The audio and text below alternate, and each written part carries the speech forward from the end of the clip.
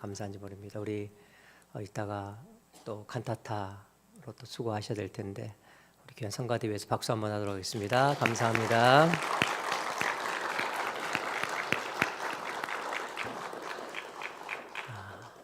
부활의 새벽을 깨우는 여러분들에게 부활의 능력과 기쁨이 삶 가운데 체험되어지는 그런 은혜가 넘치기를 주님의 이름으로 축복합니다. 부활절이 되면 세상 사람들은 사람이 어떻게 죽었다가 다시 살아날 수 있느냐라며 예수님의 부활을 받아들이지 못합니다. 하나님을 믿지 않는 사람에게 부활은 있을 수가 없는 일이기 때문이죠. 그래서 기독교를 반대하는 이들은 지속적으로 여러 가지 악의적이고 편협하고 조작된 증거들을 내세워서 예수님의 부활이 역사적 사실이 아니라고 교회를 공격해왔고, 또 그 공격에 맞서 교회는 오랫동안 예수님의 부활이 분명한 역사적 사실이라는 것을 여러 가지 방법으로 증명해 왔습니다. 여러분, 주님은 부활하셨고 지금도 살아계셔서 우리와 함께 하시는 줄 믿습니다. 이건 막을 수 없는 분명한 사실이라는 거예요. 자, 그런데 이런 일련의 이야기 속에서 우리가 한 가지 주의해야 할 것이 있습니다. 그게 뭐냐면 주님의 부활이 사실이냐 아니냐라고 하는 것이 너무나 파괴력이 있다 보니까 우리가 자꾸 여기에만 집중하게 된다는 거예요.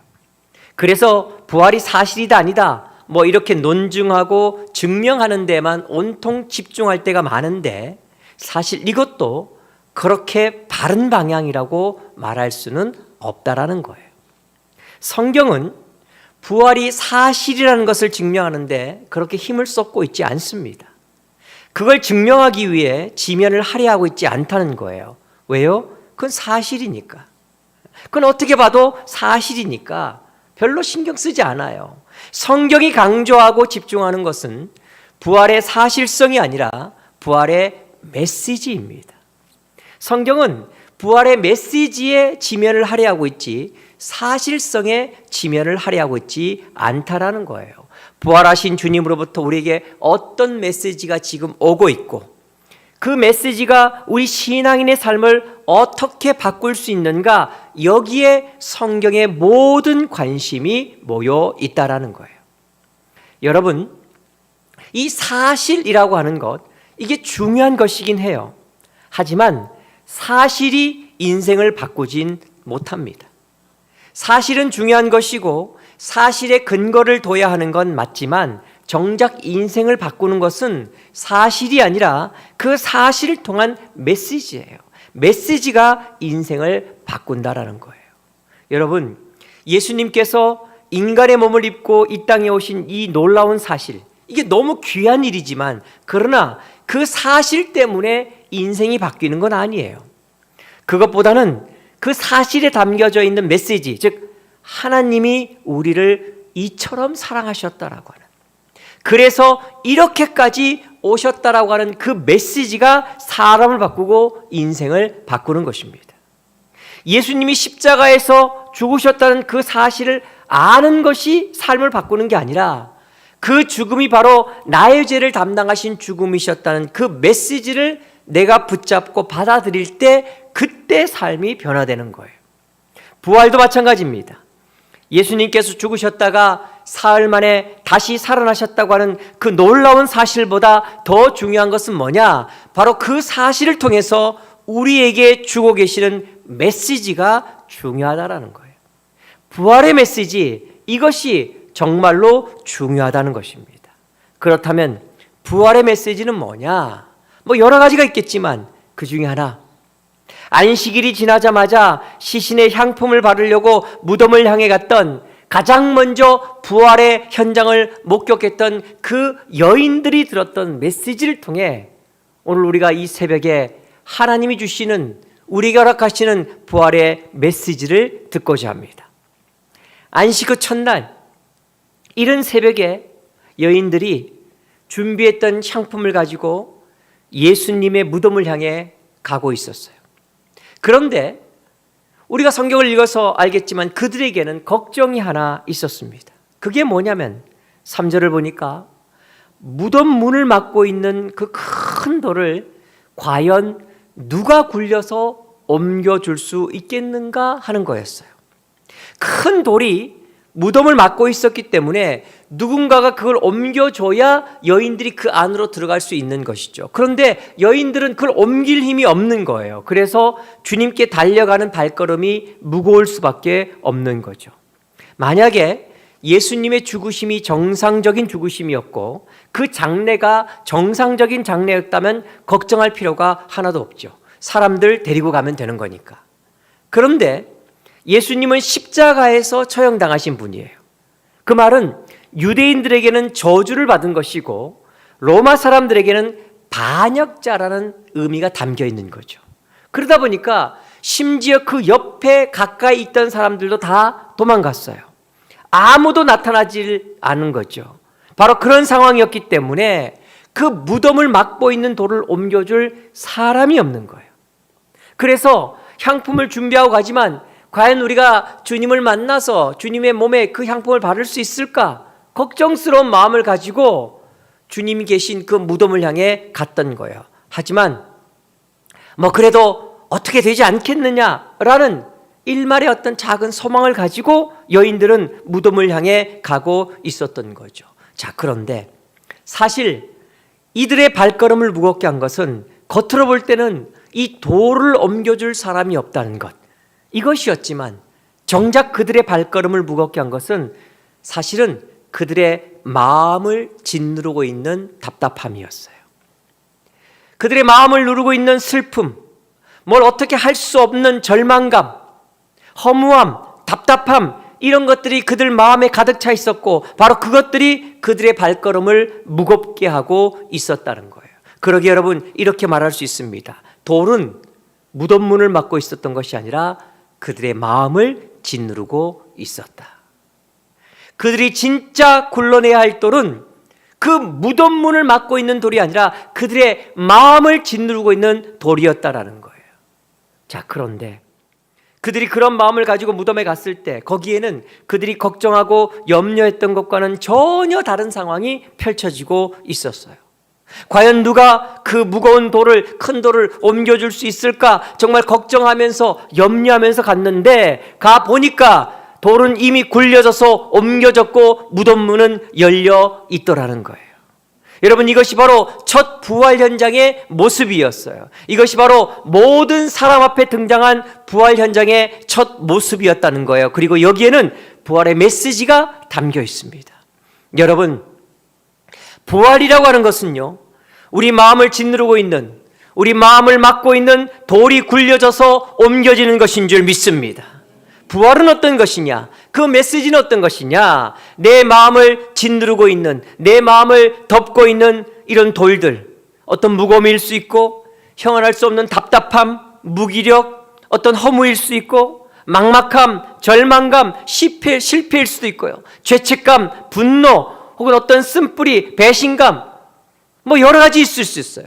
정말 무엇이 되었든지 간에 너무나 거대해서 나는 도저히 옮길 수 없다고, 누가 과연 이것을 옮겨줄 수 있겠느냐고 걱정하고 염려했지만, 그러나 여러분, 내가 부활의 주님을 찾는 순간, 내가 부활의 주님을 만나는 순간 내 마음을 짓누르고 있는 그 모든 돌은 굴려져서 옮겨가고 떠나가게 될 줄 믿습니다. 이것이 바로 부활 메시지의 서론인 것입니다. 전 이 부활의 새벽을 맞이하는 여러분에게도 동일한 역사가 있기를, 동일한 체험과 동일한 고백이 있기를 주님의 이름으로 축원합니다. 여러분의 삶을 누르고 있는 그 어떤 돌이라 할지라도 부활의 주님을 찾고 만나는 그 순간 내가 걱정하며 내가 염려했던 그 모든 것들은 옮겨가고 떠나가는 역사가 반드시 있게 될 줄 믿습니다. 이것이 부활 메시지의 서론인 거죠. 자, 그럼 본론은 뭐냐? 이제 그들이 옮겨진 그 돌 때문에 놀랐다가 그 무덤 안에 들어갔을 때 거기에 흰 옷을 입은 한 청년이 있었습니다. 이 청년이 누구냐? 보통 천사라고 이야기하죠. 굳이 이름을 대자면 가브리엘이지 않겠느냐 추측해요. 왜냐하면 좋은 소식을 전하는 역할은 가브리엘이 하니까 성경에 나와 있지 않지만 가브리엘이지 않겠느냐 그렇게 봅니다. 정확하진 않아요. 하지만 한 가지 분명한 것은 이 흰 옷 입은 천사는 바로 메시지를 전하는 메신저였다는 거예요. 그리고 이 메신저가 여인들에게 전해준 것이 바로 부활의 소식이었고, 그것이 바로 오늘 우리에게 주시는 부활의 메시지라는 거예요. 자, 그럼 그가 전해준 부활의 메시지는 뭐냐? 그 천사가 여인들에게 전해준 메시지는 두 부분으로 나눌 수가 있어요. 그 중에 첫 번째 부분이 6절 말씀인데, 우리 아까 읽었지만 우리 한 목소리로 같이 한번 읽도록 하겠습니다. 6절 말씀 같이 읽습니다. 시작. 청년이 이르되 놀라지 말라. 너희가 십자가에 못 박히신 나사렛 예수를 찾는구나. 그가 살아나셨고 여기 계시지 아니하리라. 보라, 그를 두었던 곳이니라. 아멘. 오늘 우리의 삶 가운데 주시는 첫 번째 부활의 메시지는 뭐냐? 그가 살아나셨고 여기 계시지 아니하니라 라는 말씀이에요. 그가 살아나셨고 여기 계시지 아니하니라. 우리 한번 따라할까요? 그가 살아나셨고 여기 계시지 아니하니라. 아멘, 아멘. 살아나셨다라고 하는 것은 부활하셨다라는 그 말씀인 것이고요. 그 결과 정말 중요한 건 뭐냐면 여기에 더 이상 계시지 않는다 하는 거예요. 그렇다면 여기가 어디입니까? 여기는 바로 무덤이죠. 사망의 자리예요. 부활하심으로 우리 주님께서 가져오신 변화는 뭐냐? 바로 그 사망의 자리를 떠나셨다라는 거예요. 더 이상 사망의 자리 가운데 있지 않다는 거, 이것이 바로 부활을 통해 주시는 하나님의 메시지라는 거예요. 여러분, 부활의 영성은 사망의 자리를 떠나는 것입니다. 부활의 신앙이 우리 가운데 있다고 한다면, 우리가 그 부활의 주님을 우리 가운데 모시고 있다고 한다면, 그 부활의 역사가 우리의 삶 가운데 신앙으로 자리 잡고 있다면, 그 영성이 우리를 돕고 있다면, 여러분, 우리는 당연히 그리고 당당하게 사망의 자리를 떠날 수 있는 줄 믿습니다. 부활의 신앙은 바로 그렇게 역사하는 거예요. 너무나 많이 자기도 모르게 우리는 사망의 자리에 그냥 머물러 있어요. 아니라고 생각할지 모르겠지만 우리는 너무나 오랫동안 걱정과 근심, 염려와 불안, 두려움과 분노와 절망과 여러 가지 죄의 습관과 잘못된 관계들, 헛된 욕망과 그것으로부터 실패와 좌절감, 또는 용서할 수 없는 어떤 배신감과 끊어내지 못하는 쓴뿌리 등등 너무나 오랫동안 우리는요, 사망의 자리에 그냥 무기력하게 머물러 있는 경우가 너무나 많다라는 거예요. 거기서 벗어나기 원했지만 벗어나지 못하고 그냥 살았어요. 왜냐하면 막혀 있다고 생각했으니까, 닫혀 있다고 생각했으니까, 안 된다고 생각했으니까, 끝이라고 생각했으니까, 더 이상 할 수 있는 게 없다고 생각했으니까. 그러나 여러분, 부활의 주님을 믿으신다면, 우리 주님이 부활하셔서 더 이상 무덤에 계시지 않는 것처럼 그렇게 이제 우리는 그 모든 사망의 자리를 떠날 수 있는 줄 믿습니다. 이게 바로 부활의 메시지예요. 여러분, 그 사망의 자리를 떠나십시오. 더 이상 거기 나의 영을 병들게 하고 약하게 하고 무기력하게 하고 그래서 죽이는 그 감정과 그 상황과 그 관계 속에 그냥 머물러 있지 마세요. 그 무덤을 박차고 나오세요. 안 될 것 같다고요? 아니요, 우리는 할 수 있습니다. 왜요? 부활의 주님이 우리와 함께 계시기 때문에. 우리 주님은 살아나셨고 거기 계시지 아니하십니다. 그리고 말씀하십니다. 왜 너 거기 머물러 있느냐고, 나오라고. 여러분, 그 메시지 들을 수 있고 아멘으로 응답해 일어나 힘차게 그 사망의 자리를 떠날 수 있는 저와 여러분 될 수 있기를 주의 이름으로 축원합니다. 이것이 첫 번째 부활의 메시지입니다. 그리고 이어지는 두 번째 메시지는 바로 7절입니다. 우리 7절 말씀 한번 같이 읽겠습니다. 7절 같이 읽습니다. 시작. 가서 그의 제자들과 베드로에게 이르기를 예수께서 너희보다 먼저 갈릴리로 가시나니 전에 너희에게 말씀하신 대로 너희가 거기서 배우리라 하라 하는지라. 아멘. 너희보다 먼저 갈릴리로 가시나니 너희가 거기서 배우리라. 이것이 부활의 두 번째 메시지예요. 여기 계시지 않다. 이것이 첫 번째 메시지라고 한다면 두 번째 메시지는 거기로 먼저 가셨으니까 빨리 거기 가서 부활의 주님을 만나라 라고 말씀하시는 거죠. 그럼 거기가 어디냐? 거기가 바로 갈릴리죠. 그럼 여러분, 갈릴리로 가셨다는 것은 무슨 뜻이냐? 아니, 다른 것도 많이 있는데 왜 하필 우리 주님은 갈릴리로 가셨다고 하셨느냐? 여러분, 이 갈릴리가 우리한테는 그냥 갈릴리이지만 이 부활의 메시지를 전해봤던 그때 그 당시의 사람들, 즉 예수님의 제자들과 베드로에게는요, 이 갈릴리는 그냥 갈릴리가 아니에요. 그 갈릴리는 어떤 곳입니까? 바로 예수님을 처음 만났던 곳이에요. 그 예수님으로부터 사람을 낚는 어부가 되게 하라는 말씀을 들음으로 예수님을 따랐던 곳입니다. 천국 복음을 들을 때 가슴이 터질 만큼 감동하고 벅차올라서 눈물 흘렸던 바로 그 현장이에요. 가슴이 들끓었던 바로 그 장소였어요. 얼마나 아름다웠는지 말이죠. 사람들이 변화되는 걸 보면서 하나님의 역사가 임하는 것을 직접 봤고 하나님 나라에 대한 꿈으로 가슴 벅차 설렜던 그 장소예요. 하나님의 나라가 드디어 이 땅 가운데 오는구나 꿈꾸고 설라고 벅찼던 바로 그 자리가 갈릴리라는 거예요. 바로 그 갈릴리로 먼저 가셨다는 건데, 그럼 그건 무슨 뜻이냐? 왜 주님은 거기로 먼저 가셨다고 말씀하셨느냐? 그것은 여러분, 그 비전과 꿈을 다시 한번 꿈꾸라라고 말씀하시는 거예요. 실패했어요. 넘어졌어요. 현실 앞에서 굴복하며 아름다운 걸 다 잃어버렸어요. 그래서 열정도 사라졌어요. 소망도 없어졌다고 생각했습니다. 내 인생은 이제 아무것도 아니다, 실패라고 생각했어요. 아니요, 주님 말씀하세요. 이제 다시 일어나 그 꿈을 꾸라고, 그 열정을 다시 한번 불태우라고, 그 소망을 다시 한번 붙잡으라고 말씀하시는 것이 바로 부활을 통해 주셨던 메시지라는 거예요. 저는 이 새벽에 여러분이 그 메시지를 붙잡을 수 있기를 주의 이름으로 축원합니다. 이 해석이 분명하다고 말할 수 있는 이유는요, 실제로 갈릴리에서 예수님께서 제자들을 만나서 하신 그 이야기, 그 펼쳐진 이야기를 보면 우리가 확실히 알 수가 있어요. 요한복음 21장에 보면 이제 갈릴리에서 주님과, 부활하신 주님과 제자들이 만나는 이야기가 펼쳐져요. 예수님께서 이제 디베라 바닷가에 나타나셨는데 그때 상황이 어땠냐면 제자들이 다 모여 있었어요. 그런데 이제 저녁이 되니까 베드로가 툭 한마디 던지죠. 나는 고기 잡으러 가노라. 성경은 참 얌전하게 표현되어 있지만 사실 거기에 글자 하나 빠졌죠. 어떤 글자냐면 나가 빠졌어요. 나는 고기나 잡으러 가겠다. 뭐 더 이상 할 것도 없지 않냐.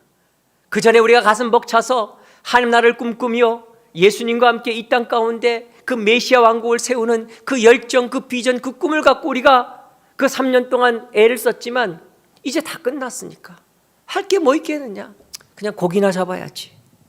그리고 베드로가 고기 잡으러 나가겠다고 했어요. 예수님이 부활하셨다는 말을 분명히 들었어요. 하지만 실패했던 그 마음 때문에, 넘어졌던 그 마음 때문에, 주님을 부인했던 그 마음 때문에 자기가 한 짓이 있으니까 그 부활하신 주님과 직면하기가 어려웠어요. 그리고 그 말조차 믿기가 어려웠어요. 한편으로는 정말 살아나셨을까 하는 작은 소망이 있지만 설마 사람이 어떻게 살 수 있겠느냐라는 부정적이고 불신앙적인 마음이 그들을 덮었고, 주님을 만난다면 너무 기쁘겠지만 또 한편으로는 주님을 만나는 그 자리가 너무 고통스러운 자리가 될 수가 있었던 거죠. 놀라우면서도 절망스러운 상황이었다는 거예요. 그래서 나온 말이 나는 고기나 잡으러 가겠다. 그냥 고기나 잡아야지 뭐. 이제 이렇게 살아야지. 뭐 더 어떻게 새롭게 살 수 있겠느냐. 그냥 이렇게 살다 죽는 거지 뭐. 이러면서 한마디 툭 던지고 나가니까 이게 전염이 돼가지고 옆에 있던 제자들이 우르르 같이 따라 나가요. 여러분, 한 공동체의 리더의 말 한마디, 선택 하나가 이렇게 중요한 거예요. 여러분, 여기 리더들 많이 있잖아요. 이 새벽에는 리더들이 많이 오시잖아요. 여러분이 속한 선교회, 여러분이 속한 속회, 어떤 단체, 여러분의 그 말 한마디, 선택 하나가, 태도 하나가 정말로 여러분 전체 공동체에 중요한 영향력을 끼친다는 것을 기억하면서 저는 여러분이 선한 영향력 끼칠 수 있는 신앙의 사람 될 수 있기를 주의 이름으로 축원합니다. 아무튼 베드로가 고기나 잡자 이러니까 제자들이 우르르 따라 나가서 밤새도록 고기를 잡았는데 몇 마리 잡았어요? 한 마리도 못 잡았죠. 그래가지고 절망스러운 마음을 가지고 돌아오는 거예요. 참, 뭘 해도 안 되는 인생이야. 뭐 이러면서 말이죠. 그런데 그때 바닷가 쪽에서 이렇게 보니까 아마 새벽녘쯤 됐으니까 안개가 이렇게 피어 올랐으니까 자세히 안 보였을 거예요. 어떤 사람이 저 멀리서 서 있는데 물어보는 거예요. 고기는 좀 잡았냐고. 근데 그들은 너무 지치기도 하고 또 실망스러우니까 제대로 잘 쳐다보지 않고 그냥 퉁명스럽게 대답했어요. 없어요. 한 마리도 못 잡았습니다.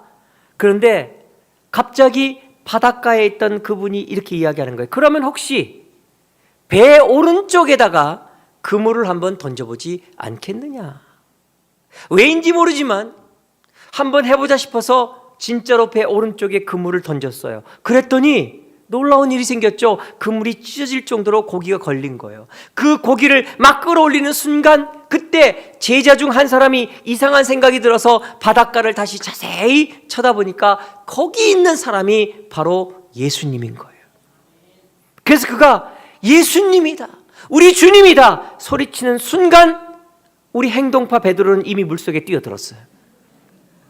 아, 이런 점은 참 마음에 들어요.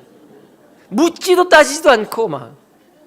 저는 때로 이 왜 베드로를 주님이 이렇게 사랑하셨나 보면요, 때로는요 앞뒤 계산이 없어요. 그냥 주님이다 그러면 막 뛰어드는, 무조건 뛰어드는, 뭐 넘어졌던 부정했던 부인했던 죄스럽던 뭐, 여러분 전 여러분에게도 이런 면이 있길 주의 이름으로 축원합니다. 제가 예전에 말씀드렸잖아요. 저희 집에 아이가 둘 있는데 첫째는요 올고다요. 저는 첫째는 정말 그런 것 같다는 생각이 드는데 저희 딸은 듬직하고 올곧고 어릴 때부터 아주 강직해요. 정말 많은 분들이 아빠를 많이 닮았다 뭐 이렇게 말씀을 하시는데 올고다요. 올곧다 보니까 굽히는 걸 잘 못했어요. 그래서 엄마한테 많이 맞았어요. 너 잘못했는데 몇 대 맞을래? 그러면 좀 꾀를 부려야 되잖아요. 올고다요. 자기가 잘못했어. 10대 맞겠습니다. 10대 맞는 거예요. 우리 둘째는요 착해요. 심성이 착해요. 아주 착해요. 역시 아빠를 닮았다고 많이들 얘기하시는데, 그래갖고 엄마가 회초리 딱 들고 저희 집사람은 그냥 때리지 않고 물어봤거든요. 항상 너 잘못했지, 그러면 너는 몇 대 맞아야겠니? 이거 꼭 물어봤거든요. 그러면 저희 아들이 한 얘기는 자기는 2대만 맞겠다는 거예요. 2대 맞은 적을 제가 본 적이 없어요. 1대 맞으려고 회초리 들면은 막 벌써 기겁하고 넘어지면서 엄마한테 막 달려들어요. 엄마 품으로. 저희 집사람은요 T 성향이 강한 사람이에요. 무슨 말이냐면요, 공과 사의 구분이 확실해요. 예. 저희 집은 반찬을 이렇게 그 계란말이 같은 거 하면요 12개를 하면은 딱 3개씩 나눠줘요. 더도 덜도 못 먹어요. 제가 혹시 안 먹고 아이들이 잘 먹어서 남겨두려고 그러면 이렇게 하면 안 된다고 막 뭐라고 해요. 그 애들 주면 안 된다고 자기가 집어먹어요. 아무튼 그런 사람이기 때문에 뭐 그러든 말든 회초리 듣는데, 얘가 하여튼 들려 그러면 엄마 품에 달려들어서 울면서 엄마 잘못했다고 다시는 안 그러겠다 그러니까 결국은 못 때리더라고요. 제가 그때 깨달았어요. 아, 내가 우리 아들처럼 주님 품에 뛰어들어야 되는 거구나. 하나님 품에 뛰어들어야겠구나. 하나님 회초리 들려고 하시다가도 내가 막 뛰어들면서 주님 제가 잘못했습니다, 주님 사랑합니다, 뛰어들면 주님 품으시는 분이시구나. 아무튼 베드로가요 우리 주님이시다라는 말이 들리자마자 그냥 물속에 뛰어든 거예요. 그래서 바닷가에 보니까 정말 예수님이신 거예요. 예수님께서 바닷가에다가 어느새 숯불을 다 피워놓고 거기에서 고기를 굽고 계시는 거예요. 빵도 갖다 놓고 아침을 쫙 준비해 놓으신 거예요. 만찬을. 그리고 제자들한테 와서 먹으라고 그러세요. 그리고 아침을 다 먹은 다음에 예수님께서 베드로를 따로 부르셨어요. 그리고 물어보십니다. 아주 유명한 얘기죠. 여러분 잘 아시는 얘기. 요한의 아들 시몬아, 내가 이 사람들보다 나를 더 사랑하느냐? 여러분 이 질문 들었을 때 베드로가 얼마나 힘들었겠어요. 주님 십자가 지기 전에는 자신만만했잖아요. 사람들이 다 버려도 저는 절대로 주님 버리지 않겠습니다 그랬는데 3번이나 다 굴기 전에 부인했던 그 마음 때문에 괴로웠어요. 그래서 대답합니다. 내가 주님을 사랑하는 줄 주님께서 아시나이다. 그때 우리 주님께서 내 양을 먹여라, 목양의 사명을 주시죠. 이게 3번 반복돼요. 이게 바로 디베랴 바닷가에서 부활하신 주님을 만난 제자들에게 일어난 사건이에요. 그런데 이걸 가만히 보면 여러분 너무 비슷하죠. 뭐가 비슷합니까? 이 세팅은 3년 전에 베드로를 처음 만나 부르시던 상황과 너무 비슷해요. 그때와 똑같은 세팅이에요. 세팅은 똑같이 해놓고 마지막에 말씀만, 처음에는 네가 사람 낚는 어부가 되리라 하셨고 이번에는 네가 내 양을 먹이라 하신 거예요. 무슨 얘기예요? 부활하신 주님을 만나서 주님이 주신 메시지가 뭡니까? 너 다시 일어나 시작하라는 것입니다. 다시 하나님 나라에 대한 비전을 꿈꾸며 나아가라는 거예요. 네가 능력이 있어서 널 부른 게 아니고 네가 뛰어나서 널 부른 게 아니니까, 내가 넘어졌다고, 내 의지가 꺾였다고, 실패했다고 좌절하지 말라는 거예요. 내가 너를 붙들 것이라는 거예요. 일어나 다시 꿈꾸라고 말씀하신 거예요. 자, 요한복음에는 이런 구체적인 이야기와 함께 내 양을 먹이라 라는 목양의 위탁을 하는 것으로 나와 있지만 마태복음은 이 장면을 조금 다른 식으로 이야기해요. 바로 그 자리, 그 갈릴리에서 우리 주님이 그 11 제자 모두에게 무슨 말씀을 하셨냐면 그 유명한 대명령을 주세요. 그게 바로 마태복음 28장 19절로 20절 말씀이에요. 이 새벽에 우리 주님께서, 부활하신 주님께서 우리에게 주신 말씀으로 받고 우리가 이 말씀을 함께 믿음으로 같이 읽도록 하겠습니다. 같이 읽습니다. 시작. 그러므로 너희는 가서 모든 민족을 제자로 삼아 아버지와 아들과 성령의 이름으로 세례를 베풀고 내가 너희에게 분부한 모든 것을 가르쳐 지키게 하라. 볼지어다 내가 세상 끝날까지 너희와 항상 함께 있으리라 하시니라. 아멘. 무슨 말씀이에요? 비전을 주신 것이죠. 그리고 그 비전을 붙잡는 자에게 주시는 약속을 주신 거예요. 여러분, 너희는 그냥 살지 말고 이제 땅 끝까지 가서 복음을 전하는 증인이 되는 어떤 그런 비전을 가지고 살라고 말씀하시는 것, 이것이 바로 주님이 주신 부활의 메시지라는 거예요. 우리 주님께서 주신 첫 번째 부활의 메시지는 사망의 자리를 떠나는 것이었어요. 실패와 좌절과 아픔과 슬픔과 상처와 연약함의 그 자리에 그냥 머물러 있지 말라는 것이었죠. 일어나라는 것이었어요. 그리고 이제 두 번째는 비전을 향해 나아가라고 말씀하시는 겁니다. 다시 꿈을 꾸고 이전의 실패의 기억이나 발목을 잡고 있는 모든 과거로부터 이어지는 현실의 족쇄를 풀어버리고 이제는 부활의 주님을 만난 사람들의 특징은 꿈을 향해, 비전을 향해, 하나님을 향해 나아가는 것이라고 이야기하고 있다라는 거예요. 여러분, 우리의 신앙이 진짜 부활의 신앙이라고 한다면 여러분, 우리의 가슴을 가득 채우는 것은 이제 나는 앞으로 어떻게 살 것인가라고 하는 하나님 주시는 그 꿈과 그 비전인 줄 믿습니다. 이게 바로 부활의 메시지를 붙잡고 살아가는 부활의 신앙의 사람들의 특징입니다. 이 부활의 새벽에 주님의 전에 달려 나온 사랑하는 성도 여러분, 주님의 부활이 단순한 지식이나 정보가 아니라 여러분 삶 가운데 능력이 되기를 주의 이름으로 축원합니다. 부활의 메시지가 여러분의 인생을 바꾸기를 주의 이름으로 축원합니다. 정말 여러분 마음에 있는, 여러분 삶 가운데 있는 모든 돌들을 다 굴러 치워버리고 그 사망의 자리를 떠나서 이제 꿈을 꾸면서 비전을 향해 주님이 함께 하신다는 그 약속을 붙잡고 그 부활의 영성으로 세상 가운데 힘있게 달려나가 승리할 수 있는 저와 여러분 될 수 있기를 주님의 이름으로 축원합니다.